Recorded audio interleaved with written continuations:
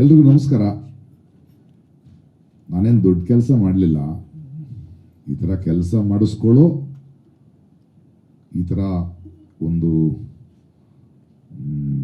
ಸಾಥನ್ನು ಕೊಡೋ ಶಕ್ತಿ, ಆ ಅರ್ಹತೆ ಆ ಸಿನಿಮಾಗಿದೆ ಅಷ್ಟೇ, ಇನ್ನೇನಿಲ್ಲ. ಅದು ನಾನು ಆ ಸಿನಿಮಾ ನೋಡಿದೆ, ಭಾಳ ದಿನಗಳಿಂದ ನೋಡಬೇಕಿತ್ತು, ಹಲವಾರು ಕಾರಣಗಳಿಂದ ನೋಡೋಕ್ಕಾಗಿರಲಿಲ್ಲ.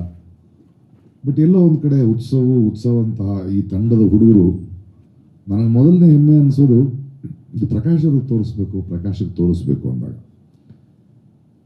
ಎಲ್ಲೋ ಒಂದು ಕಡೆ ಸಾರ್ಥಕ ಅನಿಸುತ್ತೆ. ಎಲ್ಲೋ ಒಂದು ಕಡೆ ನನ್ನ ಬದುಕು, ನನ್ನ ಅನುಭವ, ಇಷ್ಟು ವರ್ಷಗಳ ಈ ಪ್ರಯಾಣ, ನನ್ನ ಪರಿಚಯವಿಲ್ಲದ, ನನಗೆ ಮುಖತಃ ಪರಿಚಯವಿಲ್ಲದ ಯುವಕರು ಕೂಡ ಅದು ಪ್ರಕಾಶ್ ಅವ್ರ ಹತ್ರ ಹೋದರೆ ಏನಾದರೂ ಒಂದು ದಾರಿ ಕಂಡ್ಕೋಬೋದು, ನಂಬಿಕೆನೂ ಹುಟ್ಟಿಸೋಕ್ಕೆ ಸಾಧ್ಯ ಆಗಿದೆಯಲ್ಲ, ಅದ್ರ ಬಗ್ಗೆ ನನಗೆ ಹೆಮ್ಮೆ ಇದೆ. ಅದು ನನಗೊಂದು ಅರ್ಥ ಕೊಡುತ್ತೆ ಜೀವನದಲ್ಲಿ. ಅದು ನಾವೆಲ್ಲೋ ಒಂದು ಕಡೆ ಉಪಯೋಗಸ್ಥರು, ನಾವು ಹೆಲ್ಪ್ ಮಾಡ್ತೀವಿ, ನಾವು ಇದೀವಿ ಅಂತ ಒಂದು ಗೌರವ ಇದೆಯಲ್ಲ, ಅದೊಂದು. ಅದಾದಮೇಲೆ ಸ್ವಲ್ಪ ತಡವಾಗಿ ಸಿನಿಮಾ ನೋಡಿದೆ, ಭಾಳ ಪ್ರಯಾಣ ಮಾಡ್ತಿದ್ದರಿಂದ. ಸಿನಿಮಾ ನೋಡಿದ ಒಂದು 15-20 ನಿಮಿಷ ನನಗೆ ಮಾತು ಬರಲಿಲ್ಲ. ಅದು ನನ್ನನ್ನು ತುಂಬ ಕಾಡಿತು. ಅಂದರೆ ನಿಜವಾದ ದುಃಖ, ಅಳು, ಯಾಕೆ ಅಂತ ಗೊತ್ತಿಲ್ಲ. ಅದು ಕೆಲವು ಸಲ ನಾವು ಯಾಕೆ ಅಳ್ತೀವಿ ಅಂತ ಗೊತ್ತಾಗಲ್ಲ. ಅದೆಲ್ಲ ತುಂಬ ವರ್ಷಗಳಿಂದ ನಮ್ಮಲ್ಲಿ ಹುದುಗಿರುತ್ತದೆ. ಅದಕ್ಕೆ ಯಾವಲ್ಲೋ ಒಂದು ಕಡೆ ಅದನ್ನು ಚೂಟು ಬಿಟ್ಟರೆ ಅದು ಧಾರಾಕಾರವಾಗಿ ಹರಿದು ಬಿಡುತ್ತೆ. ಯಾಕೆ ಅಳ್ತಿದ್ದೀವಿ, ಏನು ಡಿಸ್ಟರ್ಬ್ ಆದ್ವಿ ಅಂತ ಗೊತ್ತಾಗಲ್ಲ. ಅದಾದ ನಂತರ ನನ್ನ ಸಿನಿಮಾ, ನನ್ನ ಬದುಕು, ನನಗೆ ಸಿನಿಮಾದ ಟೆಕ್ನಿಕ್ಯಾಲಿಟಿ, ಅದರ ಪೇಸು, ಇಂಟರ್ವಲ್ ಬ್ಯಾಂಗು, ಓಪನಿಂಗು, ಮನೋರಂಜನೆ, ಆ್ಯಕ್ಷನ್ನು ಹಿಂಗೆಲ್ಲ ಹೇಳ್ಕೊಟ್ಟಿರುತ್ತೆ. ಆದರೆ ಭಾಳ ಆಳವಾಗಿ, ಇಮಿಡಿಯೇಟಾಗಿ, ನ್ಯಾಯವಾಗಿ, ಯಾಕಂದರೆ ಒಂದು ಪ್ರಾಮಾಣಿಕ ಪ್ರಯತ್ನಕ್ಕೆ ನಾನು ಹೆಂಗೆ ರಿಯಾಕ್ಟ್ ಮಾಡಬೇಕು, ಕರೆದು ಕೇಳಿದೆ, ಏನು ಸಮಸ್ಯೆ ಅಂತ ಕೇಳಿದೆ. ಸಿನಿಮಾ ನೋಡಿದ ಮೇಲೆ ಮಾಡಿದ್ದೀವಿ, ಗೊತ್ತಿಲ್ಲ ಸರ್ ಅಂದರು. ಗೊತ್ತಿಲ್ಲ ಅಂದರೆ ಏನಪ್ಪ ಅಂದೆ. ಎಲ್ಲ ರಿಲೀಸ್ ಮಾಡೋಣ ಬಿಡು ಅಂದೆ, ಅಷ್ಟೇ. ಆಮೇಲೆ ಅದ್ರ ಬಗ್ಗೆ ನಾನು ತಲೆ ಕೆಡಿಸ್ಕೊಳ್ಳಿಲ್ಲ. ಮತ್ತು ನನ್ನ ಅಷ್ಟು ಗೆಳೆಯರು ನೋಡಿದ್ರೆ ಚೆನ್ನಾಗಿದೆ, ಸಿನಿಮಾ ಚೆನ್ನಾಗಿದೆ, ಅದಕ್ಕೆ ಸ್ವಲ್ಪ ಸ್ಲೋ ಇದೆಯಾ ಸಿನಿಮಾ ಅಂತ ಕೇಳಿದ್ರು. ಇರ್ಬೋದು ಅಂದೆ ನಾನು. ಅದೊಂದು ಸ್ವಲ್ಪ ಫಾಸ್ಟ್ ಮಾಡಬೇಕು, ಯಾಕೆ ಮಾಡಬೇಕು ಅಂದೆ. ಒಬ್ಬ ನಿರ್ದೇಶಕ ಮುಖಕ್ಕೆ ರಾಚುವ ಕೆಲವು ಸತ್ಯಗಳು ನಿಲ್ಲಬೇಕು. ಸೊ ಇವತ್ತಿನ ಒಬ್ಬ ಯಂಗ್ಸ್ಟರು ಅವನು ಸ್ವಂತವಾಗಿ ಯೋಚನೆ ಮಾಡಿ ಅವನೊಂದು ಸಿನಿಮಾನ ಒಂದು ಪೇಸ್, ಅಂದರೆ ಆ ಕತೆಗೆ ಹೇಳಬೇಕಾದ ಪೇಸ್ ಮಾಡಿದಾಗ ಅದನ್ನು ಬದಲಾಯಿಸೋ ಹಕ್ಕು ನಮಗೆ ಎಲ್ಲಿದೆ. ಕೊನೆಗೂ ಅದು ಸ್ಲೋ ಅನ್ನೋದು ಏನೋ, ಕೊನೆಯ 15 ನಿಮಿಷ ಸಿನಿಮಾ ಮುಗಿದಾಗ ನನಗೊಂದು ಅನುಭವ ಆಯ್ತಲ್ವ, ಆ ಅನುಭವ ಮುಖ್ಯ ಅಷ್ಟೇ. ಅದಕ್ಕೆ ನಾನು ಪ್ರಾಮಾಣಿಕವಾಗಿ ಅದಕ್ಕೆ ರಿಯಾಕ್ಟ್ ಮಾಡ್ತೀನಿ ಅಷ್ಟೇ ಅಂತ. ಸೊ ಈ ಸಿನಿಮಾ ಥಿಯೇಟ್ರ್ಗಳಿಗೆ ಬರ್ತಾ ಇದೆ.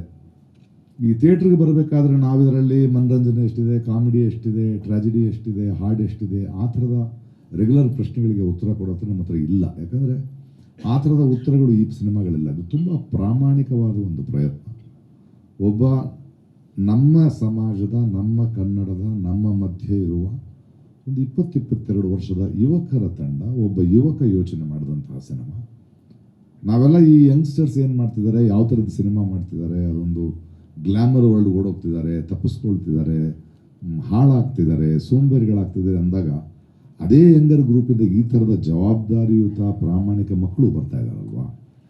ಸೊ ಇವರು ಹೋಗ್ತಿರೋ ದಾರಿ ಸರಿ ಅಂತ ಹೇಳಬೇಕಾದ ಬಾಧ್ಯತೆ, ಒಂದು ಜವಾಬ್ದಾರಿ ನಮ್ದಾಗತ್ತೆ. ಆ ನಿಟ್ಟಿನಲ್ಲಿ ನಾನು ಈ ಸಿನಿಮಾ ಪಕ್ಕದಲ್ಲಿ ನಿಂತಿದ್ದೇನೆ.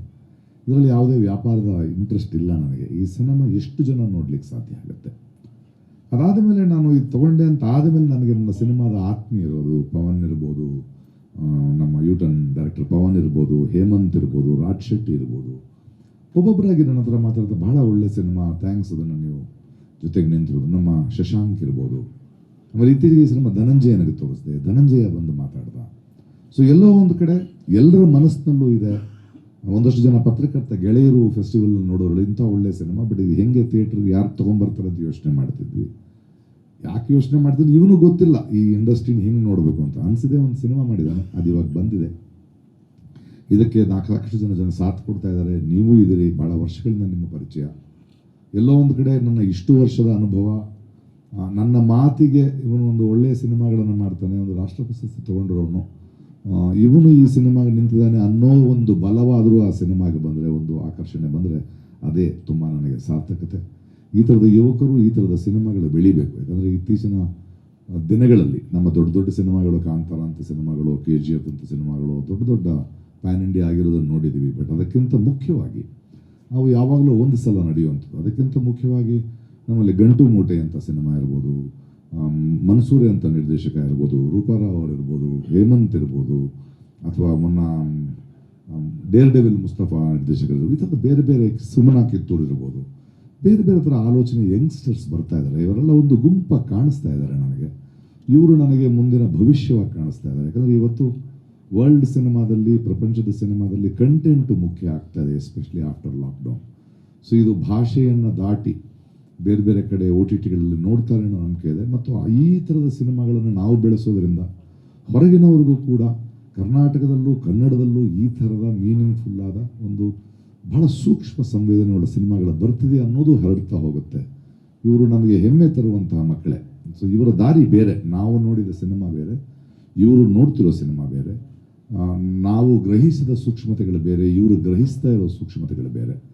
ಕಾಲದಿಂದ ಕಾಲಕ್ಕೆ, ತಲೆಮಾರಿಂದ ತಲೆಮಾರಿಗೆ ಬದಲಾಗ್ತಾ ಹೋಗಬೇಕಲ್ಲ. ಯಾಕಂದರೆ ಮುಂದಿನ ಬದುಕು, ಮುಂದಿನ ಪ್ರಪಂಚ ಅವ್ರದ್ದು.